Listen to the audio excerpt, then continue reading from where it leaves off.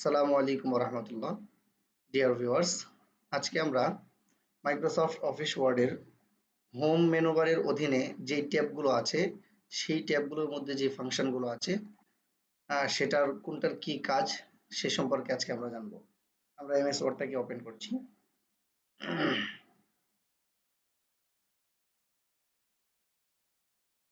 আমাদের সামনে Microsoft office ওয়ার্ডের 2010 ভার্সনের সফটওয়্যারটা আমাদের সামনে এখন ওপেন আছে। আমরা ইতিপূর্বে আলোচনায় জেনেছি file menu, home menu, insert menu bar, page menu bar এগুলোর অধীনে ইয়া থাকে, কতগুলো ট্যাব থাকে আলাদা আলাদা। তো সেখান থেকে আমরা হোম বাটনে ক্লিক করলাম, হোম মেনু বারে ক্লিক করলাম। তো এখান থেকে ক্লিপ আর্ট একটা ট্যাব, এখানে ফন্ট একটা ট্যাব, প্যারাগ্রাফ একটা ট্যাব, স্টাইল স্টাইলস একটা ট্যাব এবং এডিটিং একটা ট্যাব।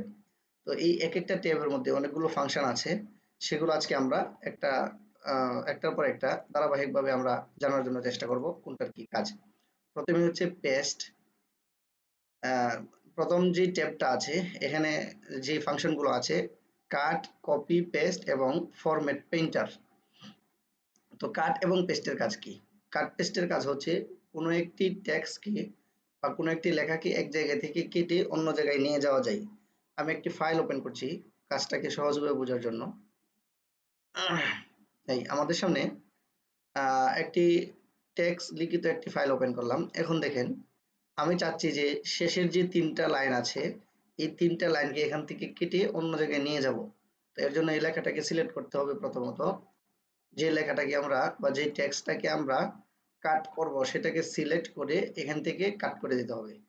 তারপরে যেখানে আমরা এটাকে পেস্ট করব, পেস্ট মানে এরকম ছেড়ে দেয় আর কি। তো যেখানে আমরা পেস্ট করব সেখানে কার্সরটা রেখে আমরা পেস্ট করে দিব।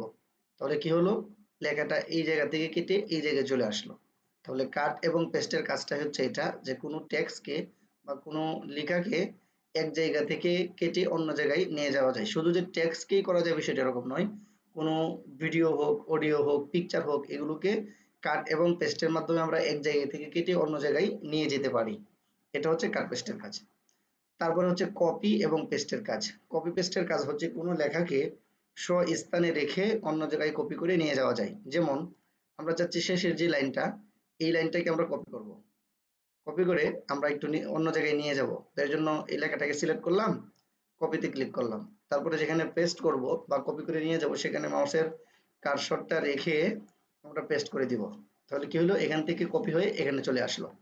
তো কাট পেস্টের কাজ হচ্ছে লেখাটা স্থানে থাকবে না, একদম কেটে চলে আসবে।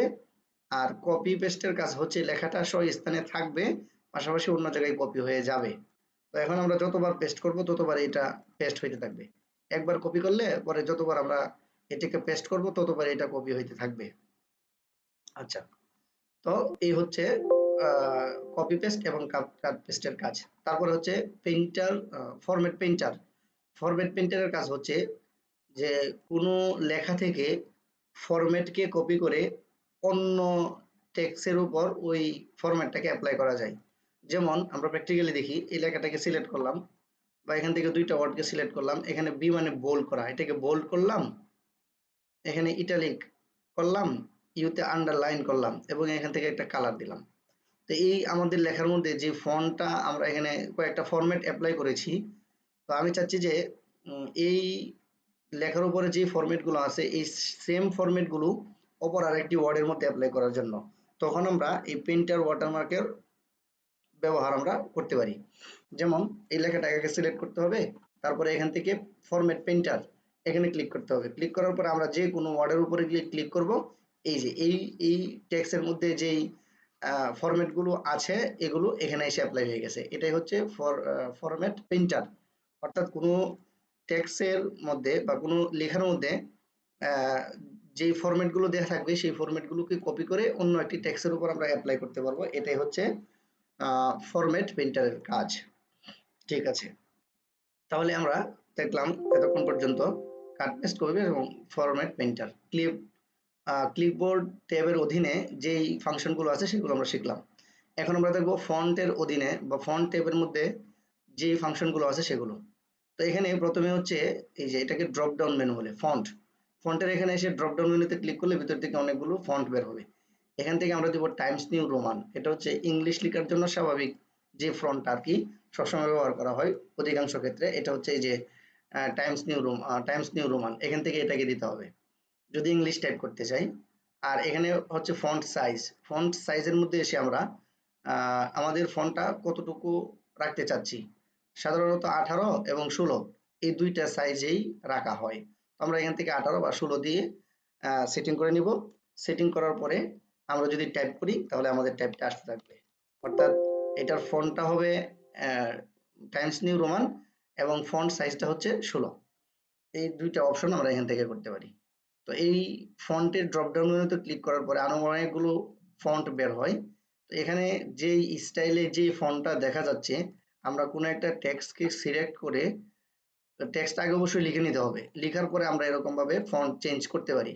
তো লেখাটাকে যখন আমাদের শেষ হবে, টেক্সট লেখা শেষ হবে, তারপরে আমরা এই ফন্টে এসে আমরা এখান থেকে বিভিন্ন ফন্ট অ্যাপ্লাই করে করে আমরা কাজ করতে পারবো। এখান থেকে যে ফন্টটা আমাদের পছন্দ হবে বা আমাদের কাজ অনুযায়ী যেটা পারফেক্ট হবে, আমরা সেই ফন্টটাই এখানে আমরা ইউজ করতে পারবো। এই তাহলে আমরা দেখলাম ফন্ট এবং ফন্ট সাইজের ফাংশনের কাজ। আচ্ছা, তারপরে আমরা দেখি তারপরে এখানে নিচে কতগুলো অপশন আছে। তো উপরের গুলো আগে শেষ করি। তো এই লেখাটাকে সিলেক্ট করলাম। সিলেক্ট করার পরে যদি আমরা এই যে এ লেখা গ্রো ফন্ট এখানে যদি ক্লিক করি তাহলে লেখাটা গ্রো হবে, মানে বড় হবে। আর যদি পাশেরটায় যদি ক্লিক করি তাহলে লেখাটা ছোট হবে। অর্থাৎ এই যে আমরা এটা চাইলে এই যে এখান থেকে বড় ছোট করতে পারি, মানে টেক্সটটা কতটুকু বড় হবে কতটুকু মোটা হবে সেটা আমরা এখান থেকে নাম্বারিং এর মাধ্যমে দিতে পারি। আর এখানে আমরা চাইলে এরকম এই যে দুইটা আইকনের মধ্যে ক্লিক করে আমরা ছোট বড় করতে পারি। এ বড় যেটা অর্থাৎ এই যে গ্রো ফন্ট যেটা, সেটার মধ্যে ক্লিক করলে লেখাটা আমাদের টেক্সটটা আমাদের বড় হবে। আর আমাদের পরবর্তী যেটা আছে ছোট করে আইকন দেয় এ এর এ লেটারের, এটার মধ্যে ক্লিক করলে আমাদের টেক্সটটা ছোট হবে। এই দুটো অপশনের কাজ হচ্ছে এই। তারপরে এখানে আছে চেঞ্জ কেস। চেঞ্জ কেসের কাজ হচ্ছে যে আমরা কোনো টেক্সটকে, কোনো লেখাকে বা কোনো প্যারাগ্রাফকে বড় হাতের থেকে ছোট হাতের, ছোট হাতের থেকে বড় হাতের, ক্যাপিটাল লেটার থেকে স্মল লেটার, স্মল লেটার থেকে ক্যাপিটাল লেটার করতে পারবো।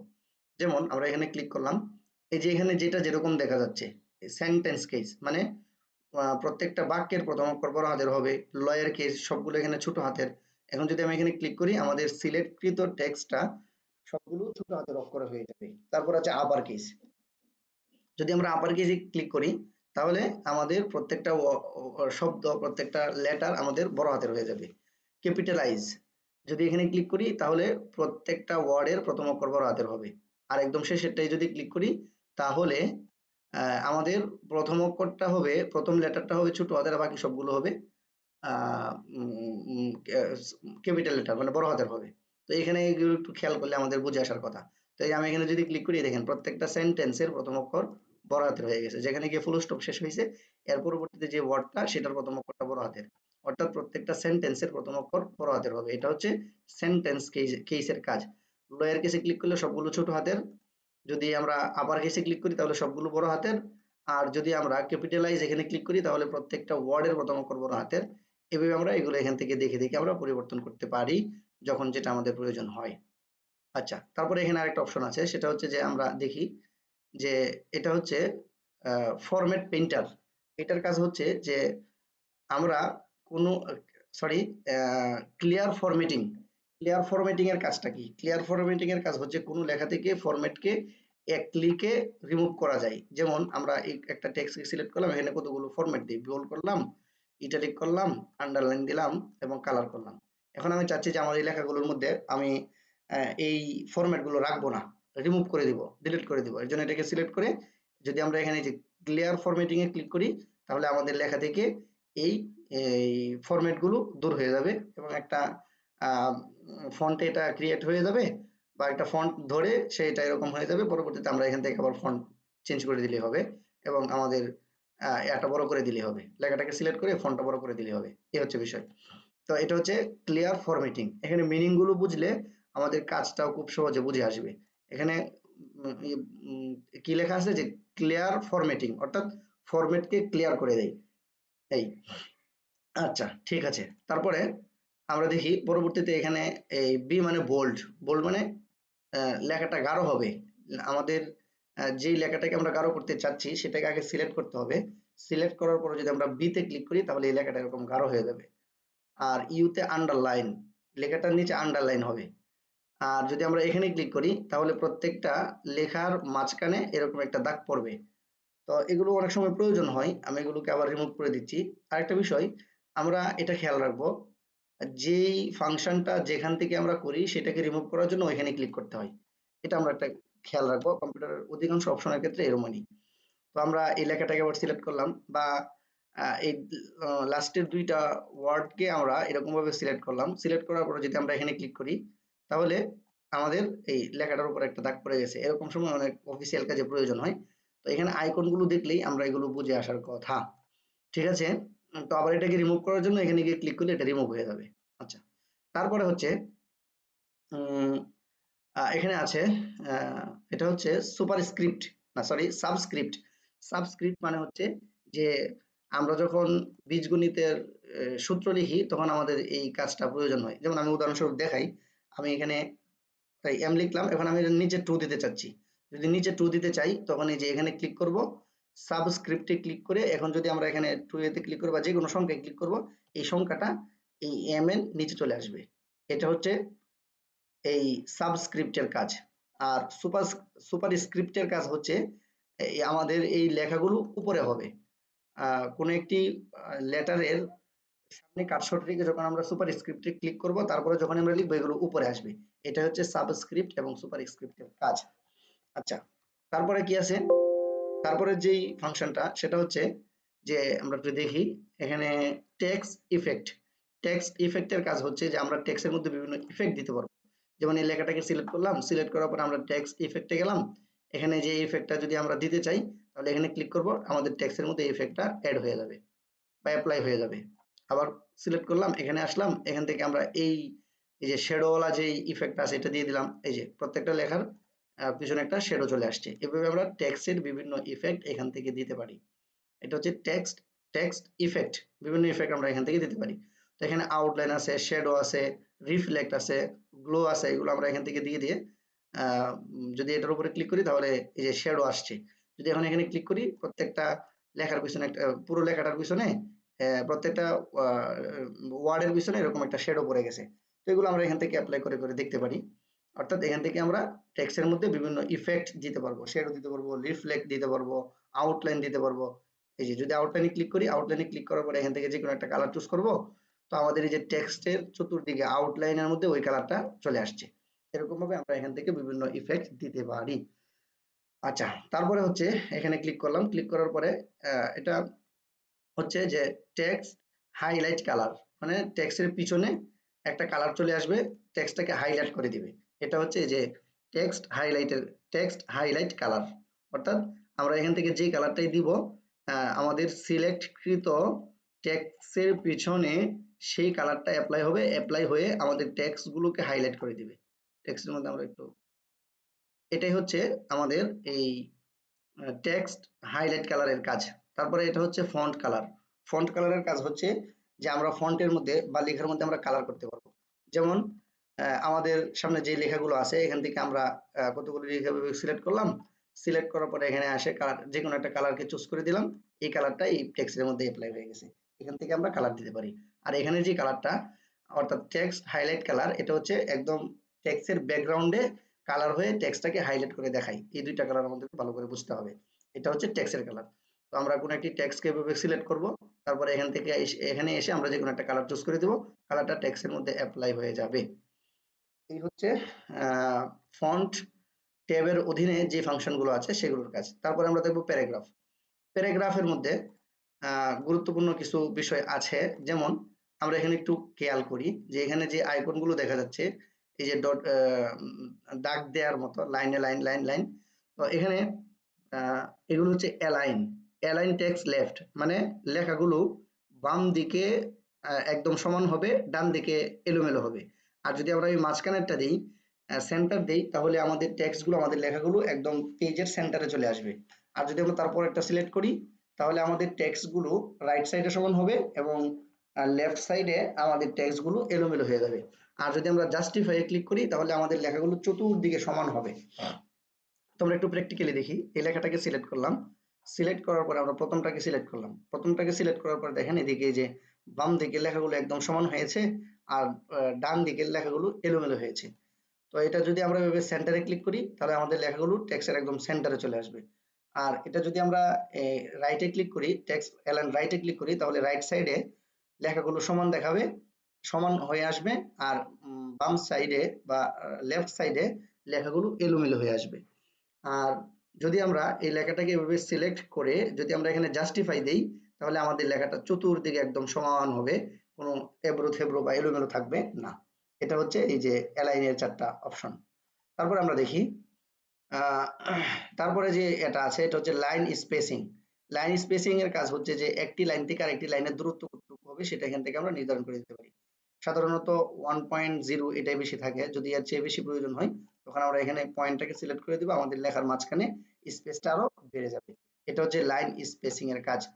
তো এখান থেকে যদি আমরা এগুলোকে রিমুভ করে দিতে চাই তাহলে এখানে আসে এই যে অ্যাড স্পেস আফটার প্যারাগ্রাফ, এখানে ক্লিক করব, এখানে অ্যাড হবে স্পেস, আর এখান থেকে আবার রিমুভ করার জন্য আমরা এখান থেকে রিমুভ করতে পারবো। তো এগুলোকে আমরা সিলেক্ট করলাম টেক্সট গুলোকে, আবার এখান থেকে এসে আমরা 1.0 এটা দিয়ে দিলাম, স্বাভাবিক যেটা থাকে সেটাই করে দিলাম। আচ্ছা, তারপরে এখানে কতগুলো অপশন আছে, যেমন লেখাগুলোকে সিলেক্ট করলাম।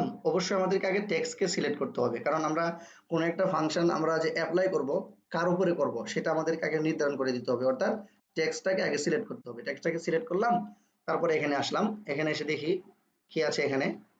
এখানে হচ্ছে শেডিং, ক্লিক করলাম ভিতর থেকে।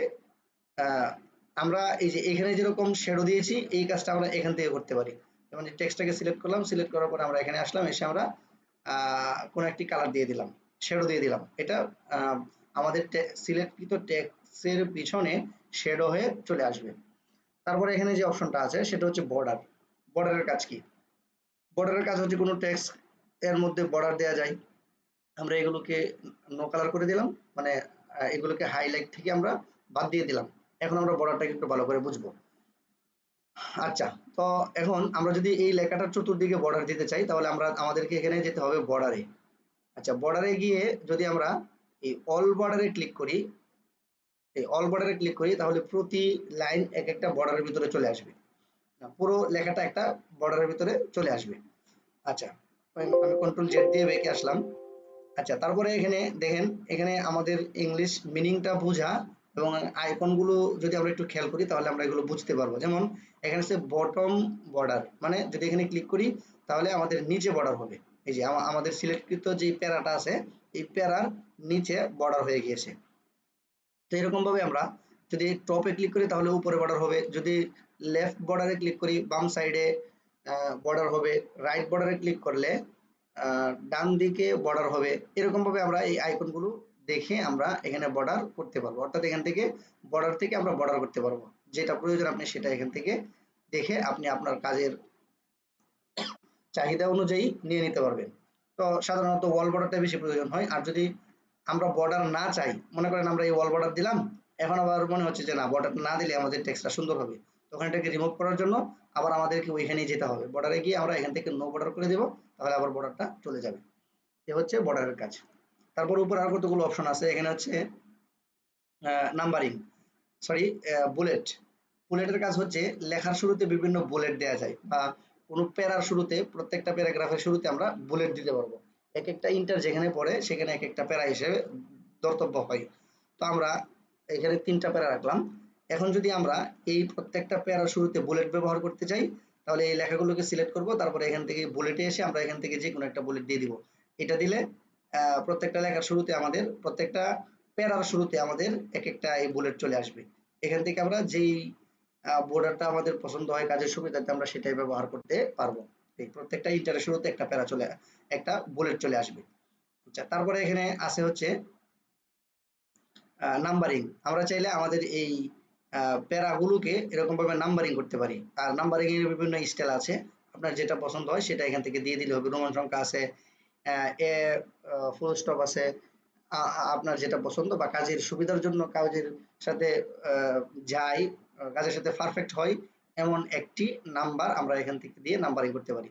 তারপর এখানে আছে আরো কতগুলো নাম্বারিং এর বিষয়, আমরা এগুলো যদি না চাই তাহলে নান করে দিব, আর নাম্বার যদি করতে চাই তাহলে এখান থেকে যে কোনো একটাকে সিলেক্ট করলেই ওই নাম্বারিংটা হয়ে যাবে।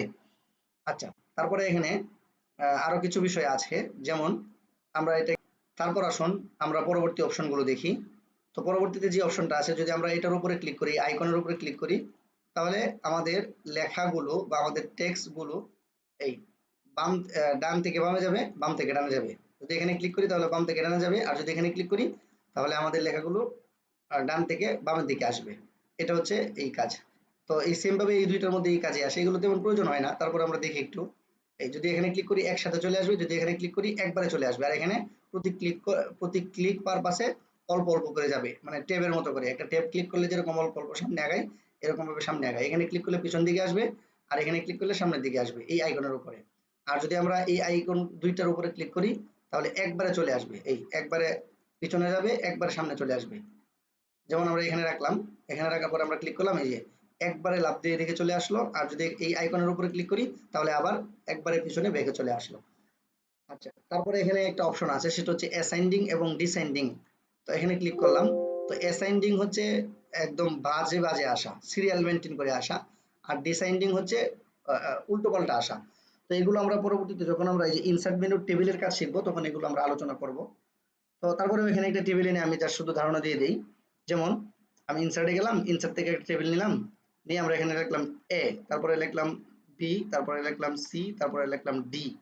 তো এটা হচ্ছে অ্যাসাইন্ডিং, মানে সিরিয়াল মেনটেন ভাবে আসা, এটা হচ্ছে অ্যাসাইন্ডিং। আর ডিসেন্ডিং হচ্ছে যে আমরা এখানে ক্লিক করলাম, ক্লিক করে যদি আমরা এখানে ডিসেন্ডিং ক্লিক করে ওকে দিই তাহলে এটা উল্টে যাবে, ডিসিবিএ।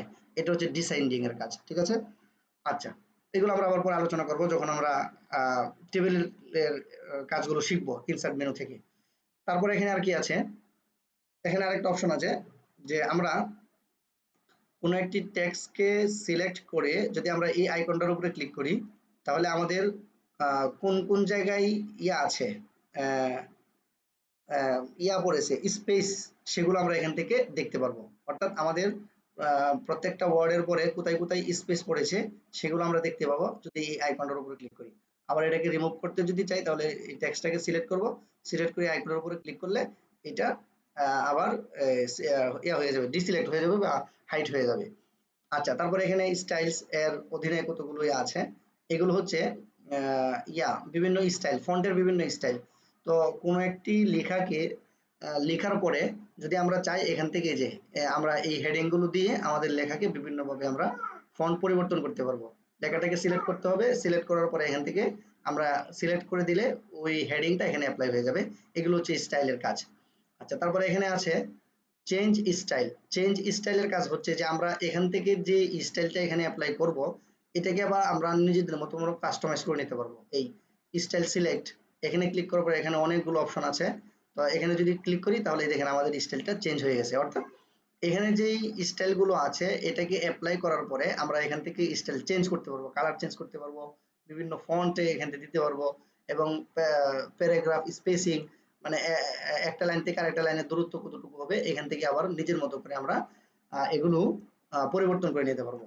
তো সাধারণত এগুলো তেমন প্রয়োজন হয় না, আমরা এখান থেকে বিভিন্ন ফন্ট দিতে পারি। তারপরে যদি কারো প্রয়োজন হয় এখান থেকে আপনারা এগুলো করতে পারেন। এখান থেকে আগে কোনো একটা হেডিং কে সিলেক্ট করবেন, সিলেক্ট করার পরে স্টাইল চেঞ্জে এসে আমরা এখান থেকে কালার চেঞ্জ করতে পারবো, আমরা এখান থেকে স্টাইল এই যে বিভিন্ন ফন্ট চেঞ্জ করতে পারবো।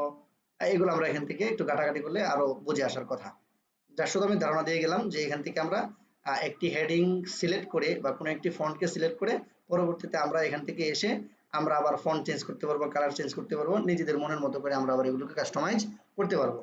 আচ্ছা, তারপরে খুবই গুরুত্বপূর্ণ তিনটা অপশন এখানে আছে, সেটা হচ্ছে যে এই যে আমাদের ফাইন্ড রিপ্লেস সিলেক্ট।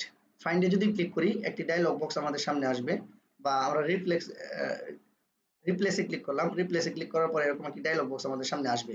তো এখান থেকে ফাইন্ড, রিপ্লেস এবং গো টু এর কি কাজ, এই তিনটা অপশন শিখবো।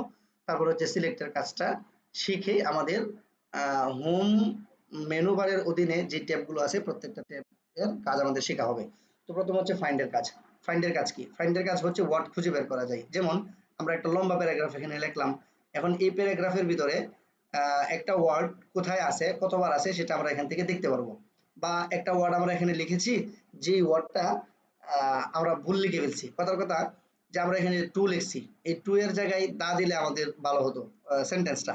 তো এখন এটাকে পরিবর্তন করা দরকার। তো এক একটা এভাবে খুঁজে খুঁজে খুঁজে খুঁজে পরিবর্তন করাটা অনেক কষ্টসাধ্য ব্যাপার। এর জন্য আমরা এখানে এই ফাংশনটা ব্যবহার করতে পারি। ফাইন্ডে যাব বা রিপ্লেসে ক্লিক করলাম, রিপ্লেসে ক্লিক করার পরে যে ফাইন্ডে ক্লিক করব, ফাইন্ডে ক্লিক করে আমরা যে ওয়ার্ডটাকে পরিবর্তন করতে চাচ্ছি বা খুঁজতে চাচ্ছি সেই ওয়ার্ডটা লিখে আমরা এই যে ফাইন্ড নেক্সটে ক্লিক করব। তখন এটা আমাদের টেক্সট এর মধ্যে, আমাদের প্যারাগ্রাফের মধ্যে এটা হাইড হয়ে দেখাবে যে কোথায় কোথায় আছে। এই যে একটার পর একটা দেখাচ্ছে যে কোথায় কোথায় আছে। এটা হচ্ছে ফাইন্ডের কাজ, মানে ওয়ার্ডকে খুঁজে বের করা যায়, একটা ওয়ার্ড কোথায় আছে সেটা খুঁজে খুঁজে আমরা বের করতে পারবো। তারপর হচ্ছে রিপ্লেস। রিপ্লেসের কাজ হচ্ছে কোনো ওয়ার্ডকে পরিবর্তন করা যায়।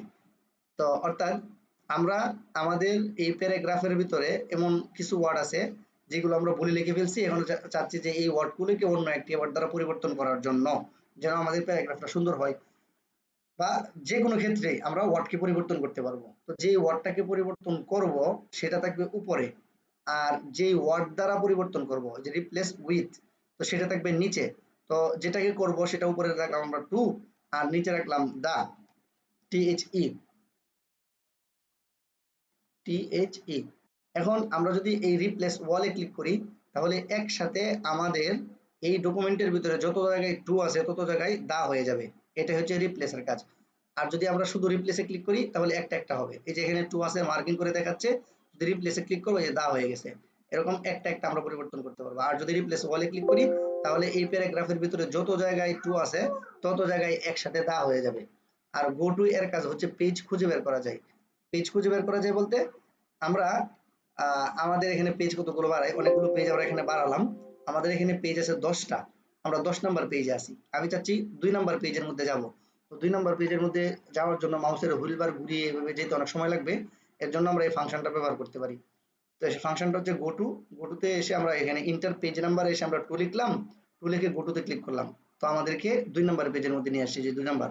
আমাদের এখানে টোটাল পেজ আছে 10টা, এখান থেকে 2 নাম্বার পেজের মধ্যে আমরা আছি, এই যে কর্নারে দেখাচ্ছে। তো আমরা যদি এখানে আমরা যদি 5 লিখে ফাইভ লিখে যদি আমরা গোটুতে ক্লিক করি, এই গোটুতে ক্লিক করলাম, আমাদেরকে 5 নাম্বার পেজের মধ্যে নিয়ে আসছে। এভাবে আমরা এই 3টা অপশনের কাজ আমরা করতে পারি, কাজে লাগাতে পারি আমাদের কাজের সুবিধার্থে। অনেক সময় এগুলো প্রয়োজন হয়, অ্যাভেলেবেল প্রয়োজন হয়। ফাইন্ড মানে কোনো একটি ওয়ার্ডকে খুঁজে বের করা যায়, রিপ্লেস মানে কোনো একটি ওয়ার্ডকে অন্য ওয়ার্ড দ্বারা পরিবর্তন করা যায়। আমরা চাইলে একটা একটা পরিবর্তন করতে পারবো, আমরা চাইলে সবগুলোকে একসাথে পরিবর্তন করতে পারবো পুরো যে প্যারাগ্রাফটা থাকবে, ডকুমেন্টটা থাকবে সেটা। আর গো টু এর কাজ হচ্ছে পেজ খুঁজে বের করা যায়। তারপর হচ্ছে সিলেক্ট। সিলেক্টের কাজ হচ্ছে সিলেক্ট করা যায়। আমরা যদি এই যে সিলেক্টে গিয়ে যদি সিলেক্ট ওয়ালে ক্লিক করি তাহলে আমাদের পুরো ডকুমেন্টটা একবারে লাইন সহ যত ইয়া থাকবে, টেক্সট টুক যা কিছু থাকবে সবকিছু একসাথে সিলেক্ট হবে। তারপর আমরা এখান থেকে যে কোনো ফরম্যাট অ্যাপ্লাই করব, সবগুলোর মধ্যে একসাথে অ্যাপ্লাই হবে। এই যদি আমরা ফন্ট ছোট করি সবগুলো একসাথে ছোট হবে। যদি এখান থেকে আমরা কোনো ফন্ট দেই তাহলে ওই ফন্টটা পুরোটার মধ্যে একসাথে অ্যাপ্লাই হবে। এটাই হচ্ছে সিলেক্টের কাজ। এখান থেকে আমরা একসাথে সবগুলোকে সিলেক্ট করতে পারবো।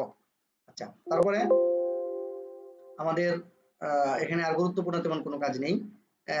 সিলেক্ট অবজেক্ট, এটা তেমন কোনো গুরুত্বপূর্ণ কাজ না। এখানে সিলেক্ট অলটাই হচ্ছে গুরুত্বপূর্ণ।